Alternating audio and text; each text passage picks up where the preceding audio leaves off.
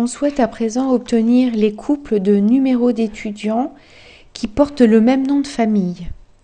Donc il s'agit cette fois-ci d'interroger 2 fois la table étudiant. Alors on va voir tout à l'heure quelle est la projection que l'on fait. On veut faire une auto-jointure de la table étudiant sur elle-même.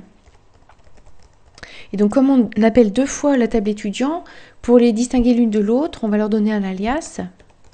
La première, on va l'appeler E1 et la seconde, E2. On veut que les attributs égaux soient les noms de famille. Donc, c'est-à-dire E1 nom est égal à E2 nom. Alors, qu'est-ce qu'on veut projeter? On veut conserver la clé étudiant de la première table ainsi que la clé étudiant de la seconde table. Alors, ne réfléchissons pas plus que ça, on va tester. Et donc, qu'est-ce qu'on obtient? On obtient des choses qui nous plaisent moyennement, à savoir qu'on retrouve des couples d'étudiants identiques.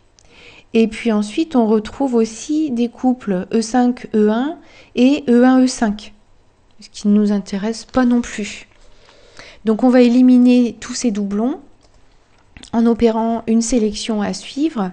Alors, qu'est-ce qu'on va demander? On va demander à ce que, par exemple, le numéro du premier, le code du premier, soit strictement plus petit dans l'ordre alphabétique que le numéro du second.